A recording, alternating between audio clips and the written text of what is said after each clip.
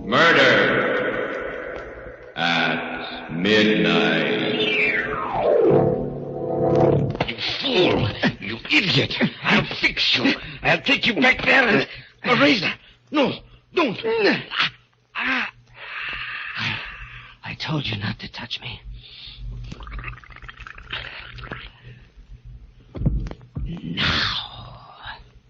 Now it's all over. We've played our last performance together. Midnight, the witching hour when the night is darkest, our fears the strongest, our strength at its lowest ebb. Midnight, when the graves gape open and death strikes. How? You'll learn the answer in just a minute in The Secret of XR3.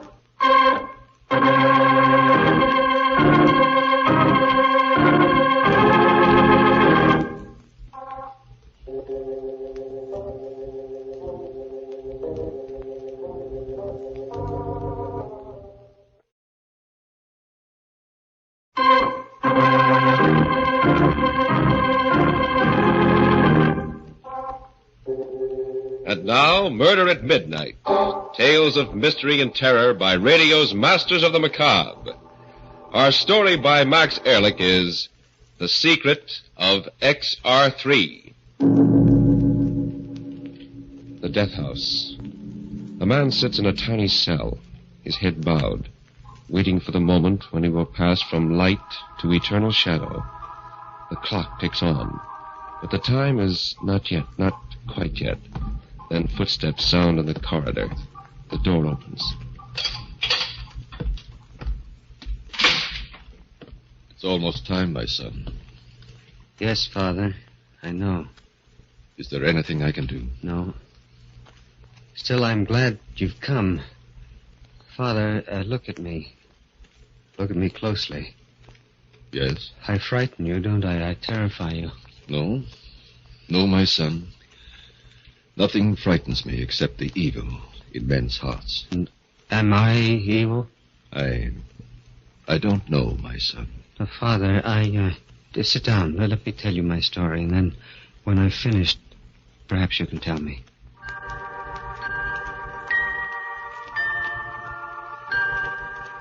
They call me Gorgo. All my life I've been a little man, only 3 feet high.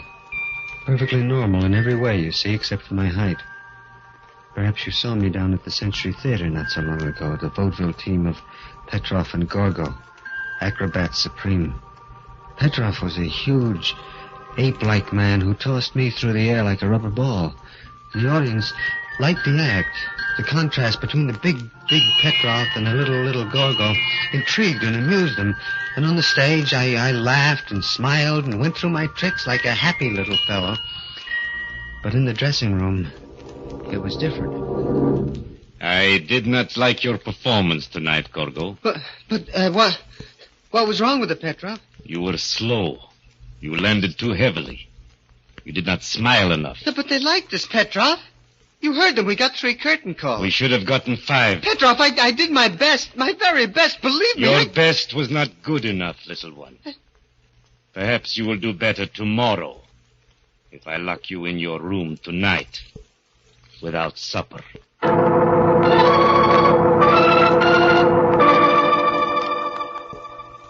That was Vladimir Petrov, a gorilla of a man and master of my body and soul. How I hated him. How many times I wept in the silence of my room. All my life I had walked in the shadows of bigger people. See, all my life I had looked up instead of straight ahead, endured the stares of the curious and sensed the pity that was in their hearts. And that was why I used to wait in the alley near the stage door between performances, because it was dark there. I loved the dark. It protected me and hid me from those who stared and mocked. One night...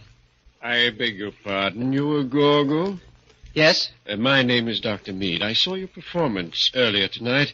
I was just coming in to see you. Yes? What about? Oh, I happen to be an expert in glandular work, particularly in the function of the pituitary or growth gland.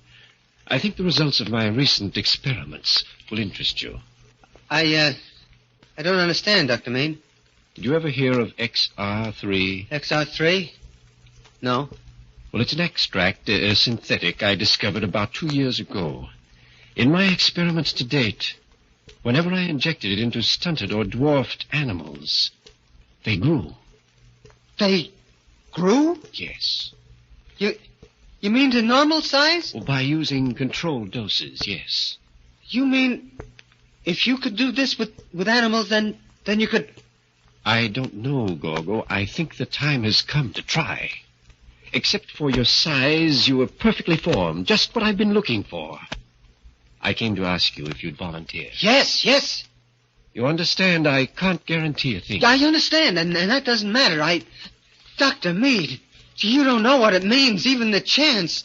A chance to grow to normal size. Why, One thing, though, I must have your written permission. My permission? Yes, Dr. Mead, I'll give it to you gladly. I'll do anything.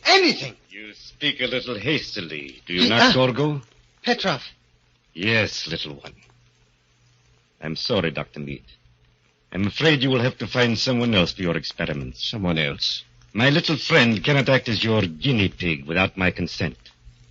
You see, I am Gorgo's legal guardian, and I have the papers to prove it. No, Petrov, no, you've got to give me this chance. Silence, little fool.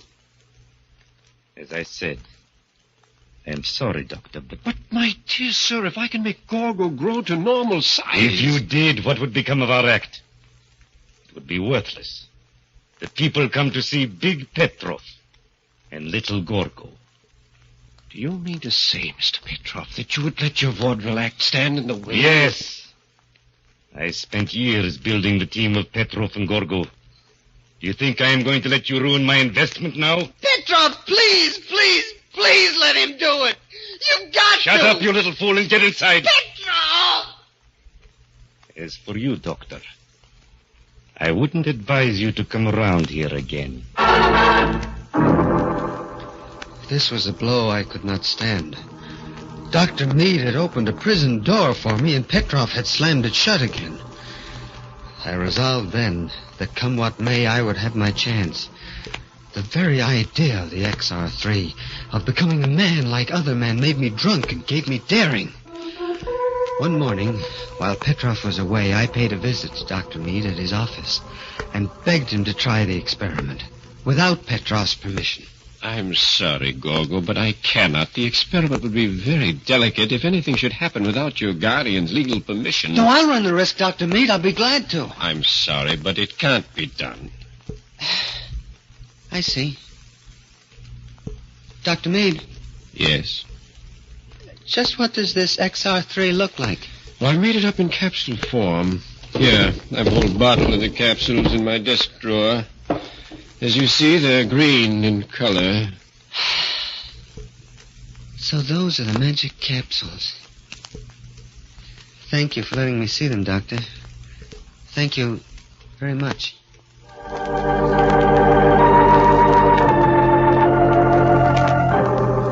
Late that night, I slipped out of my hotel room and down the fire escape. Keeping in the shadows, I went to Dr. Mead's office and climbed through the grilled bars in the window. It was easy for a man of my size, and when I left, I had the bottle of XR3 capsules in my pocket. Well, that was Saturday night. I took one capsule, and then another. They made me ill, lightheaded. Then I fell into a deep sleep. And then a knock on the door wakened me. Who is it? Petrov, why are you sleeping so late? I don't feel well. Ah, my little one does not feel well. Let's a peek. Please, Petrov, I want to sleep. Very well. Today is Sunday and there is no performance. But tomorrow, my little Gorgo, you had better be in the best of health, understand? Otherwise, I'll see that you really become sick. After he left, I fell into the deep sleep again. And then something woke me. My muscles ached as though I had been stretched on a rack. There was daylight again.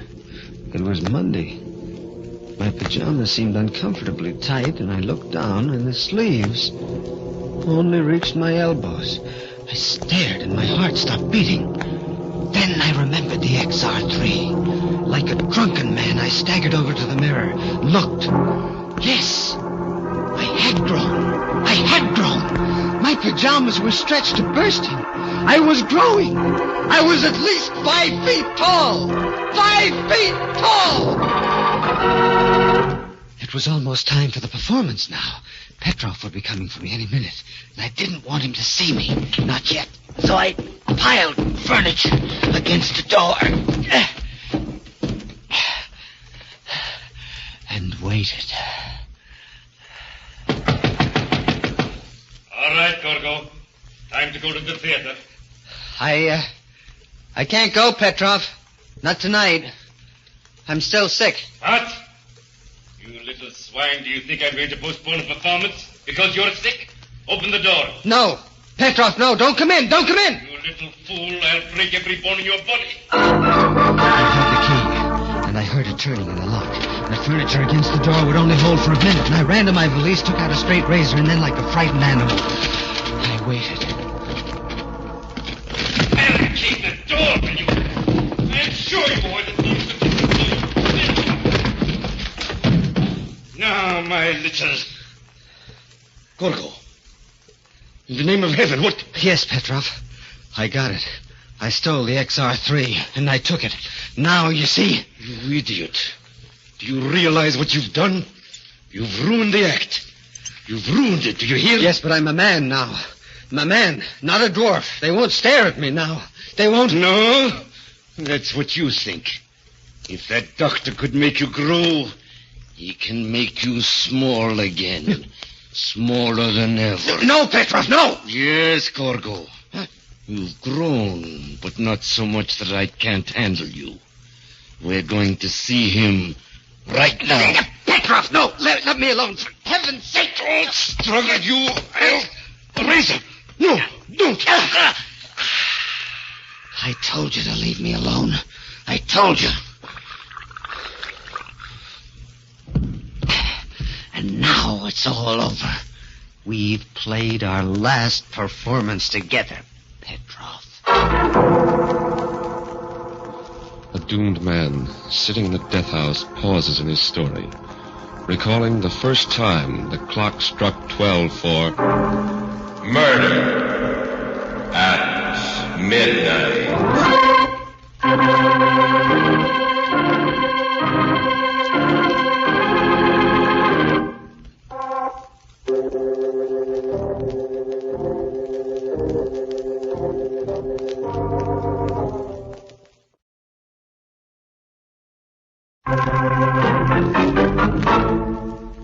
And now here is Gorgo again, continuing his story to the priest in the death house.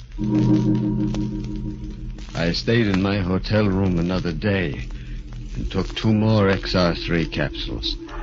And when I looked into the mirror that night, I was over 6 feet tall. That was enough. That was all I wanted. Now I would leave the hotel. They'd never know who killed Petrov.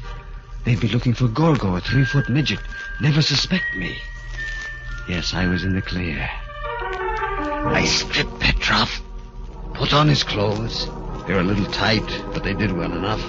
Then I went through the lobby and into the night. The mere experience of walking was exciting, exhilarating, as though I were walking on a high fence. And nobody looked at me twice. The staring eyes were gone.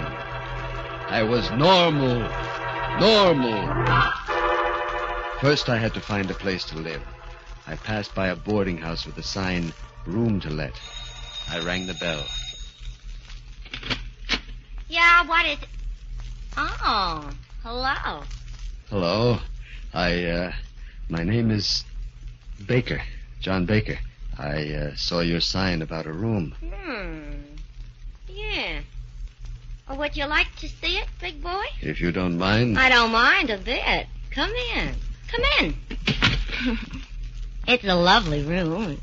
We got a nice class of people. I'm sure you'll like it. I'm sure I will. But first, Miss... Devlin. Rhoda Devlin. Yeah,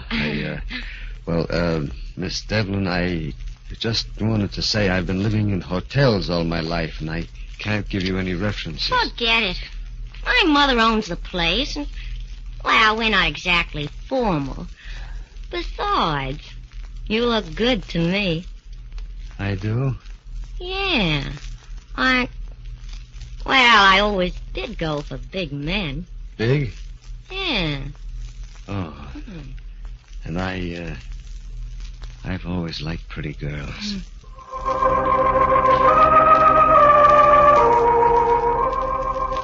This was a dream come true. I was a normal man, and a normal girl was attracted to me. She was blonde and blue-eyed, and her head came up to my shoulder. A week passed. A week that was beyond my wildest dreams. I took Rhoda out, and we went everywhere. I fell in love with her. Madly in love. She was so small, so delicate. I wanted to protect her always. She had opened up a new and magic world to me, a world of light and love and laughter. And then, one night it happened. I was taking Rhoda home from the movies, and we were passing a billiard parlor, and there were several idlers in front of the place. They began saying things. Hey, look at the giant. Yeah. How's the weather up there, big boy? Hey, Charlie, what do you got there, Pike's Peak? You wait here, Rhoda. I'll shut their mouths for them. All right. I crack the skull of the next man who opens his mouth. Please, Johnny, don't bother with them. Yeah, but they're saying... I know, but don't mind them. Let's keep walking. No, I won't. Please. Yeah. All right. Well, what do you know? The big baboon trying to throw his weight around.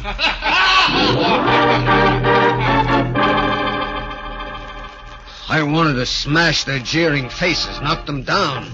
But Rhoda and I walked on to her mother's boarding house, and she was strangely silent as we entered the dimly lit foyer. She hadn't said a single word since we had passed that billiard parlor. I was vaguely disturbed. I took her in my arms, but she pushed me away. No, please don't. What's the matter, baby? Is it what those men at the billiard parlor said? I don't know. It seems to me you're growing bigger.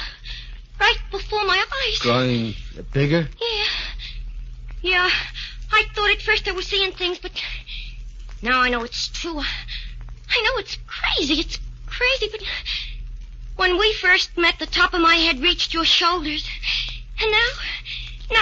Yeah? What about now? Now it doesn't reach your shoulders anymore. You've grown bigger. Now, Rhoda, you don't know what you're saying. This is your imagination. No, it's true. We'd better not see each other anymore. I'm afraid of you, John. You're too big now.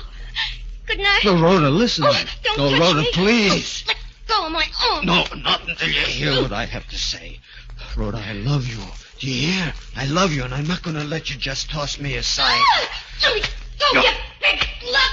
Let me No, stop that. No, stop that screaming. You want to wake the whole street up. go. Stop it. Stop it. Hey. Stop that screaming. Stop, I say. Let me go. Yeah. You're hurting me. I can't breathe. Help.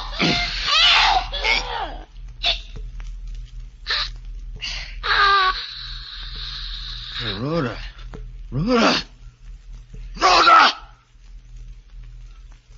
No. Her lifeless body sagged in my arms. I'd forgotten my own strength. And in my fury, I'd strangled her. Like a man in a dream, I lowered her body gently to the floor and then turned to look at my reflection in the full-length mirror in the foyer. Yes, it was true. The pitiless mirror reflected a giant. I'd grown at least 6 inches. The XR3 had continued its work, was making me grow even now. Now I was a freak again. They stared at me again and pitied me. The beautiful, normal world I had so briefly enjoyed came crashing down over my ears. I ran out of the house like a wild man and into the street. Dr. Meade. Yes, I had to see him. At once, I ran to his office, avoiding the well-lit streets, and the light was on. And I prayed that he was in. I knocked on the door. Yes, what? Good Lord. Hello, Dr. Meade. You remember me? Why, no, I can't say that I do. Look up into my face, Doctor. The features are the same you looked down upon not so long ago. Gogo the midget. No, Dr. Meade. It's Gogo the giant now. So it was you who stole the bottle of XR3 capsules from my desk. Yes. And this is the result. This and Petrov's murder. He deserved to die. That does not alter the fact that it still was murder. Dr. Meade! I'm not here to argue law with you. I want you to save me. You've got to stop this growing process. But how? What can I do? An antidote. You must have an antidote. I'm sorry, but I haven't. There just isn't any. What? No antidote? Oh, you're lying. I assure you I'm telling the truth, Gogo. I was interested in making things grow, not making them smaller. Yeah. Then I'm lost. There's no way out. I'm sorry. All my life I was a little man. I wanted to know what it was like to be a big man. Now I am big. Too big.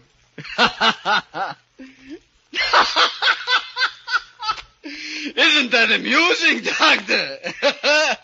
Too little and then too big. Like the swing of a pendulum.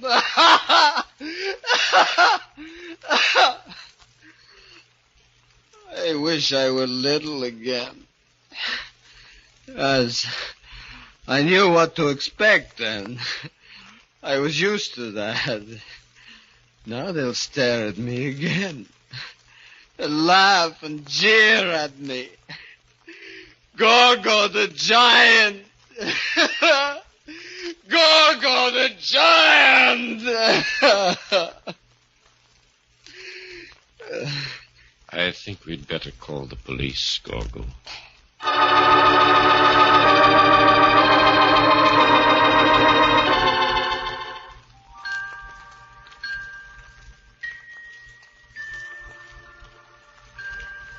Well, Father, that's my story. See, that's why I'm here in the death house. Now, tell me, am I evil? No, my son. You have been unfortunate, but not evil. You have sinned, yes. But you have been sinned against, too, and they're coming for you, Gogo. I hear. And I'm glad. Glad? Yes, glad. I don't mind dying now. This world, Father, what has it ever meant to me? But there, in the next world, there no man will be strange, and all will be equal. And perhaps there I will find peace.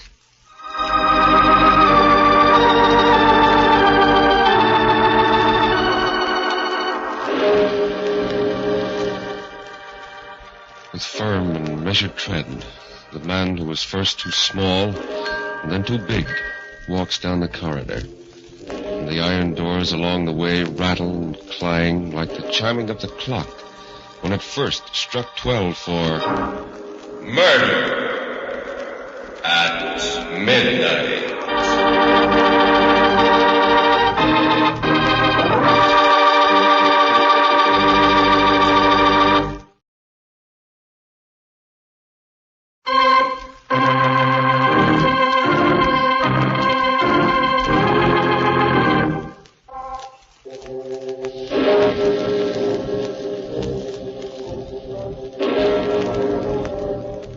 Remember to be with us again when death walks through the darkness with giant strides, and the clocks strike 12 for Murder at Midnight.